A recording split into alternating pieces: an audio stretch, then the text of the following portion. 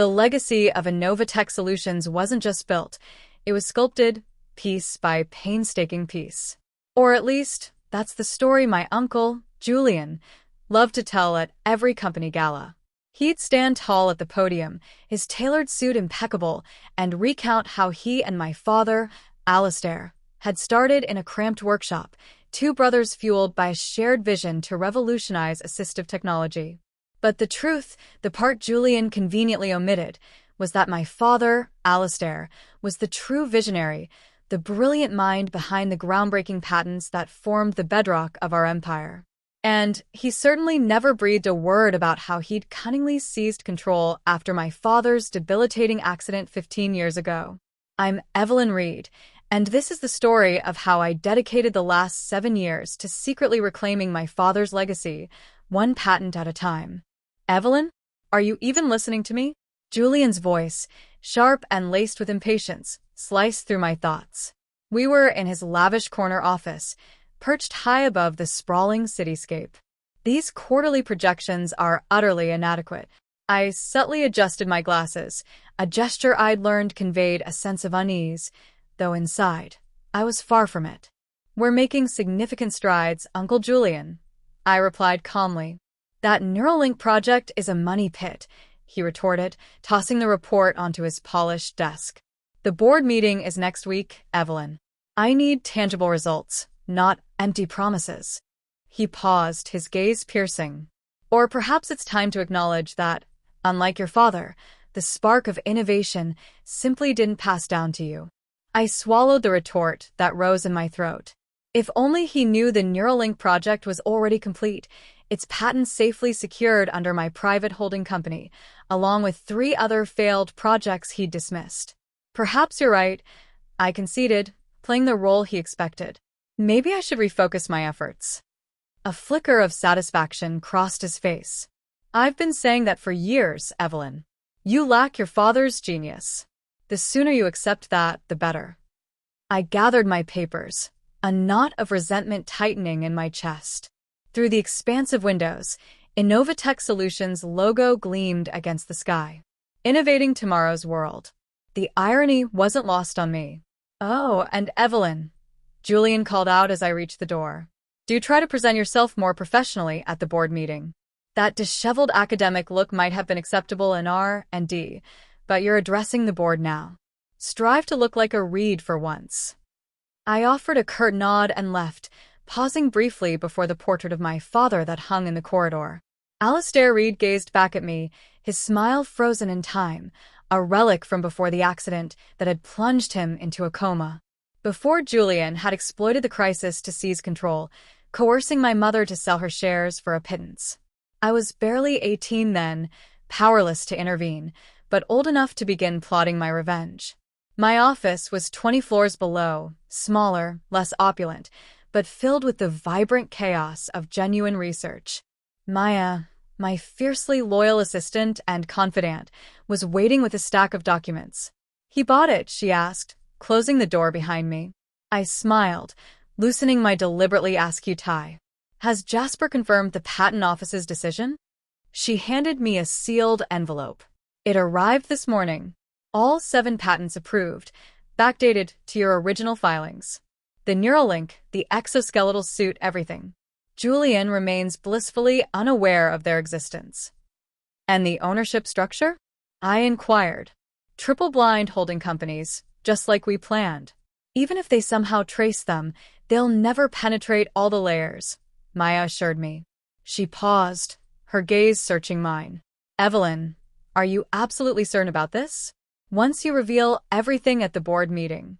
I touched the framed photograph on my desk, a candid shot of my father and me in his lab, both of us grinning over a shared discovery.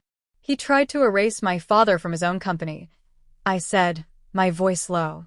Julian used our family tragedy to steal everything we had built. And now he dares to suggest I'm not worthy to be a Reed, I added, a flicker of anger igniting within me. While you've secretly developed more revolutionary patents in 7 years than Innovatech has in the last 15, Maya finished for me. I know, Evelyn. Just be careful. Men like your uncle don't relinquish power willingly.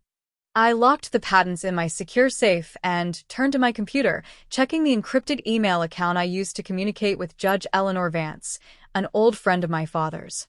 The reply I'd been eagerly awaiting had finally arrived. Medical proxy transfer approved. You now possess full legal authority regarding your father's care. Another piece slotted into place. Julian had arranged for my father's care at a private facility, effectively controlling his medical decisions and any remaining patents. He never anticipated that I would spend years cultivating relationships with the hospital board, meticulously documenting every instance of neglect, every missed opportunity for treatment. Maya was still observing me, a hint of apprehension in her eyes. What is it, Evelyn? The doctors have informed me of a promising new experimental treatment, I explained, utilizing technology derived from Dad's original research. Research that Julian shelved because it wasn't immediately profitable. I met her gaze. There's a chance it could help him regain consciousness. My God, she whispered, her voice filled with awe. Does Julian know? He will, I said, a steely resolve hardening my voice. At the board meeting, along with everything else. I glanced back at the photograph. 15 years ago, he believed he had won. The company, the patents, the Reed legacy. He saw me as nothing more than a frightened teenager who would meekly accept whatever scraps he deigned to offer. But you were already planning this, weren't you? Maya said softly. I nodded, recalling that first night after the accident when I discovered my father's hidden lab notebooks, when I'd stumbled upon the truth about Julian's involvement in the sabotage of the equipment that had caused my father's coma. A frightened teenager, I echoed, who spent the next decade becoming precisely what he wanted me to be, the quiet, ineffectual niece who couldn't possibly live up to her father's brilliance. My phone buzzed, a message from Julian's secretary. Mr. Reed requests your preliminary presentation materials by 5 p.m. I smiled, thinking of the presentation I had actually prepared. Not the watered-down, lackluster report he was expecting, but a comprehensive unveiling of every patent I had secretly developed, every innovation he had dismissed as impossible, every piece of evidence proving that I was not only Alistair Reed's daughter, but his avenger. Maya, I said, straightening my deliberately rumpled jacket. I believe it's time we ceased playing the part of the incompetent division. Inform Jasper at the patent office to finalize everything we discussed. Next week's board meeting is going to be enlightening. She nodded, already reaching for her phone. And your uncle? I gazed out at the cityscape, at the Innovatech Solutions logo my father had designed. Let him savor his corner office for a few more days. After all, the most satisfying revenge isn't merely about winning. It's about making them fully comprehend the magnitude of their loss. The stage was set. The patents were secured. And in 7 days, Julian would discover that the niece he had underestimated had been meticulously constructing an arsenal of innovations that would not only reshape the company, but revolutionize the entire field of assistive technology, all while flawlessly embodying the role of the disappointment he had created. Sometimes, the greatest strength lies not in immediate retaliation, but in allowing them to believe they've already triumphed. And next week, when those patent documents materialized on the screen, Julian would finally grasp the full extent of his defeat in a war he never realized he was fighting. The week preceding the board meeting was a whirlwind of meticulous preparation. Julian, secure in his perceived control, remained oblivious to the fact that every dismissive remark, every condescending gesture, was being carefully documented. Each interaction served as another nail in the coffin of his carefully constructed deception. Your presentation materials are an embarrassment, he declared, tossing my intentionally flawed preliminary report across his desk. This is rudimentary research, the kind any first-year intern could produce. Is this truly the best you can offer, Evelyn? I nervously adjusted my glasses, a habit I had perfected until it felt natural. I can revise it, Uncle Julian. Don't trouble yourself, he said, turning to gaze out the window at the cityscape. I've already requested that Dr. Harrison prepare a backup presentation. At least he comprehends the meaning of true innovation. Dr. Harrison, the same researcher who had aided Julian in dismantling my father's lab equipment 15 years ago. I had uncovered the evidence in encrypted emails, meticulously preserved on backup servers that Julian believed he had wiped clean. Of course, I mumbled, gathering the scattered papers. Whatever you deem best. His voice halted me at the door. You know, Evelyn, perhaps it's time you considered a different career path. Your father, he would understand. Not everyone inherits the gift. I turned, allowing him to witness precisely what he expected: defeat, resignation, the familiar shame of a daughter who couldn't measure up. Perhaps you're right. Back in my office, Maya was waiting with the genuine presentation materials. Everything is ready, she confirmed, closing the door. Jasper verified that all patent registrations are now publicly searchable. The timing will be impeccable. I unlocked my safe and retrieved a thick folder labeled Project Phoenix, every innovation I had painstakingly developed over the past 7 years. Each one building upon my father's original research: the neural link that could revolutionize prosthetics, the exoskeletal suit that could restore mobility, and most importantly, the therapeutic protocol that held the potential to awaken patients like my father from long-term comas.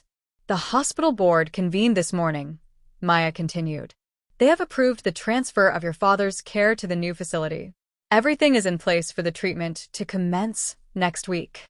I nodded, thinking of the cutting-edge medical center I had secretly helped fund, staffed by doctors who had worked alongside my father before the accident. Has Julian detected any of the preparations? I asked.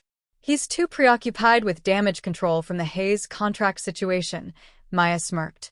Apparently, their CEO was less than pleased to discover that Innovatech's primary contact has been developing revolutionary technology for a rival firm. That had been one of my more subtle maneuvers, utilizing a shell company to file patents that would directly compete with Julian's most lucrative contracts. The resulting stock volatility had made the board skittish, rendering them more receptive to what I was about to reveal. Evelyn, Maya's voice softened. There's something else you should see. She handed me a manila envelope. Inside was a police report from 15 years ago, the official investigation into my father's accident. I had seen most of it before, but one detail snagged my attention: a witness statement that had been mysteriously expunged from the digital records. Where did you find this? I asked, my voice hushed. Your father's former secretary finally agreed to speak. She kept a hard copy, fearing what Julian might do if he found out. Maya pointed to a highlighted section. Read this part. The statement described unusual activity in the lab the night before the accident, someone accessing the equipment after hours, making unauthorized modifications. The witness had reported it to Julian Reed, who assured her he would personally handle it. The following day, my father was discovered unconscious in his lab, the victim of an inexplicable equipment malfunction. We always suspected he was responsible, I said quietly. Yes, but this is proof, Maya emphasized. Official documentation that he was alerted to potential tampering and chose to ignore it. She met my gaze. This isn't just about patents anymore, Evelyn. This is criminal negligence at the very least, attempted murder at worst. I carefully resealed the envelope. Copies have already been sent to every board member's private email, timed to arrive during my presentation. The next few days were a carefully orchestrated performance. I made certain to appear distracted and unprepared whenever Julian was observing. I fumbled with equipment during demonstrations, stammered through progress reports, played the part of the failing daughter so convincingly that he actually began to pity me. I've been contemplating, he said during our final pre-board meeting, perhaps we could find you a position in corporate communications, something less technical. That's very kind of you, Uncle Julian, I replied, allowing my voice to tremble slightly. But I would like to present my research first. Just one last time. If you insist, he sighed paternalistically. Just try not to embarrass yourself too thoroughly. For your father's sake. The morning of the board meeting, I arrived early to find Maya already in my office, practically buzzing with nervous energy. Jasper just called, she reported. The patent office has released everything. Full documentation, complete ownership trails, the works. She paused, her eyes searching mine. There's no turning back after this. I walked to my window, gazing down at the city slowly awakening below. Somewhere out there, in a state-of-the-art medical facility, my father lay waiting for the treatment that could potentially bring him back to us, the treatment his own brother had dismissed as a pipe dream. Did you know? I said quietly, turning from the window, that the night before the accident, Dad told me he was planning to remove Julian from the company? Maya's eyes widened. He discovered financial discrepancies, unauthorized testing, ethical breaches. He was going to present it all at the next board meeting. Just like you're about to do today, Maya finished, her voice barely a whisper. History does have a tendency to repeat itself. I returned to my desk, beginning to gather the real presentation materials. But this time, I said, a determined glint in my eyes, the daughter finishes what the father started. My phone buzzed. It was Julian's final message before the meeting. Try not to occupy too much of the board's time. Dr. Harrison's presentation will address any significant gaps. I smiled, thinking of the gaping chasm that was about to be revealed in his meticulously constructed facade, the patents he was unaware of, the witness statement he thought he had buried, the evidence of his involvement in my father's accident. It's time, Maya said softly. I straightened my tie, shedding the last vestiges of my carefully cultivated sloppiness, and picked up my presentation materials. Julian wanted me to be a failure. He had spent 15 years convincing everyone that I couldn't possibly live up to my father's legacy. Instead, I had surpassed it, building something far grander than he could ever imagine, right under his nose. I headed for the door, Maya by my side. Let's go demonstrate precisely what the Reed genius is capable of. The boardroom awaited, and with it, a reckoning 15 years in the making. Julian believed he was about to witness my ultimate humiliation. Instead, he was about to learn that sometimes the most potent innovations aren't merely technological. Sometimes they're the patient, meticulous construction of a truth so powerful it can shatter a decade and a half of lies with a single presentation. And I had one formidable presentation prepared. The Innovatech Solutions boardroom exuded an aura of power and privilege. 15 board members were seated around an enormous mahogany table, each representing billions in investment capital. Julian sat at the head, naturally, with Dr. Harrison positioned at his right hand. I could see them exchanging smug smiles, already anticipating my imminent defeat. Little did they know. Let's commence, Julian announced, his voice carrying that familiar note of condescension. Evelyn has prepared a presentation on her recent research endeavors. Please be patient. A few board members offered polite chuckles. I stepped forward, connecting my laptop to the room's display system. Maya took her place in the corner, ready to record everything as planned. Thank you, Uncle Julian, I said, my voice steady and unwavering. No more nervous adjustments of my glasses. No more practice stumbling. I would like to discuss the future of assistive technology, specifically in neural interfaces and advanced prosthetics. We've already covered this, Evelyn, Julian interrupted, his tone dismissive. Your preliminary reports indicated no viable breakthroughs. Those weren't my actual reports, I stated calmly. The room fell silent. Those were what I wanted you to see. Just as you've spent the last 15 years seeing precisely what you wanted to see, a failure, a disappointment, a daughter who couldn't possibly match her father's brilliance. I clicked to the first slide. Patent documents filled the screen, my name clearly listed as the inventor. Then another and another, 7 in total, each representing a groundbreaking advancement with the potential to revolutionize lives. What is the meaning of this? Dr. Harrison demanded, shuffling through his papers. These patents aren't in our database. That's because they don't belong to Innovatech, I replied. They're registered to my private holding company. Every innovation you dismissed, every project you shelved, I developed them independently, while playing the role you so willingly assigned to me. Julian's face had paled considerably. This is corporate espionage. Utilizing company resources for personal gain. Actually, I said, clicking to the next slide, which displayed detailed financial records, everything was developed using my own resources. Resources I've been accumulating since I was 18 years old. since the day of my father's accident. A wave of whispers swept through the boardroom. I observed several members discreetly checking their phones, no doubt discovering the email Maya had timed to arrive at this precise moment. The Neuralink technology you deemed impossible, I continued, my voice gaining strength, is already undergoing clinical trials. The exoskeletal suit you claimed was unfeasible, I added. 3 leading hospitals are preparing to integrate it into their rehabilitation programs. And the coma recovery protocol you dismissed as fantasy. I turned to face Julian directly. That begins testing next week on Dad. Julian surged to his feet, his face contorted with fury. This is preposterous. Evelyn is a fraud. You mustn't believe her, he shouted, desperation creeping into his voice. She's trying to steal my brother's legacy. Your brother's legacy? I opened the final file. Let's discuss that legacy, Uncle Julian. Let's talk about what truly transpired in Dad's lab 15 years ago. The police report appeared on the screen, the witness statement highlighted. Then the encrypted emails between Julian and Dr. Harrison discussing equipment modifications, followed by financial records revealing substantial sums of money transferred to offshore accounts the day before the accident. You see, I addressed the board directly, my voice resonating with unwavering conviction. My father was planning to remove his brother from the company. He had uncovered ethical violations, unauthorized testing, financial fraud. He intended to present all of it at the subsequent board meeting. I paused, allowing the chilling parallel to sink in. Sound familiar?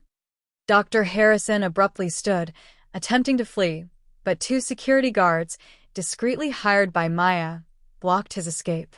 15 years ago, you believed you had won everything, I said to Julian, who had collapsed back into his chair, his face ashen.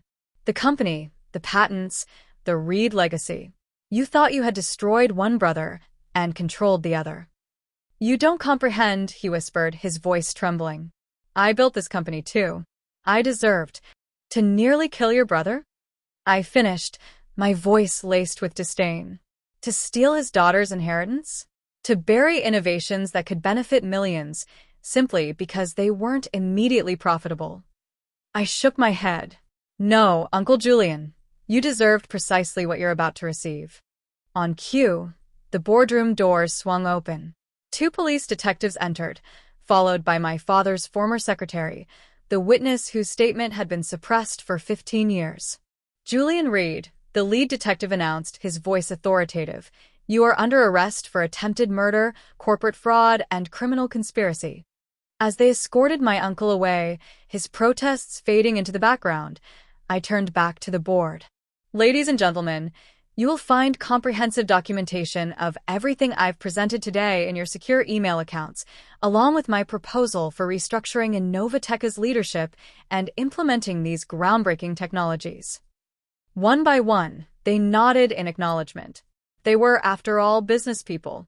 They recognized a sound investment when they saw it. The subsequent hours were a blur of signatures, handshakes, and subdued congratulations. By sunset, I stood in my father's former office, my office now, watching the city lights begin to twinkle below. Maya found me there, holding a fresh stack of papers. The hospital contacted me. They are prepared to commence your father's treatment whenever you give the word.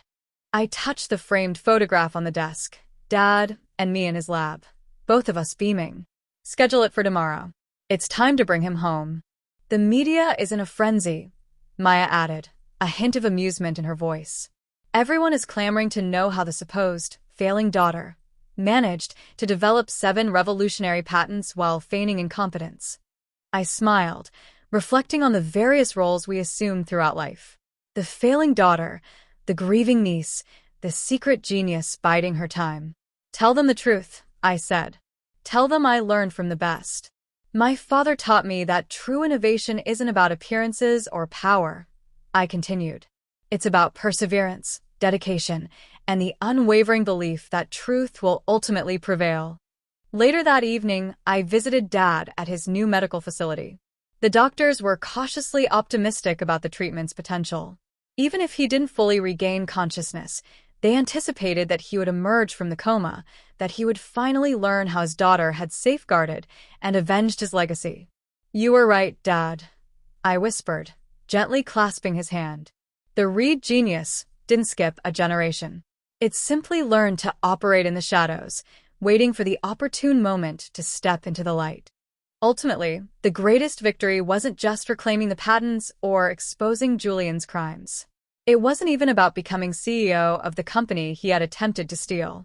The most profound triumph was the knowledge that somewhere in a prison cell, my uncle was finally comprehending the full weight of his actions. He had spent 15 years inadvertently orchestrating his own downfall, meticulously instructing me on how to embody the role of the failure, all while I was constructing something far more magnificent than he could ever envision. And that, in itself, was the most ingenious innovation of all. Because sometimes, the quietest revolutions are the ones that reshape everything. Sometimes, the most significant power lies not in what you reveal to the world, but in what you conceal until the precise moment. Julian, I suspect, has ample time to contemplate that fact now. As for me, I have a company to lead, technologies to advance, and most importantly, a father to help heal. After all, that is the true Reed legacy, not power or patents or profit, but the relentless pursuit of innovations that can improve lives. One quiet revolution at a time.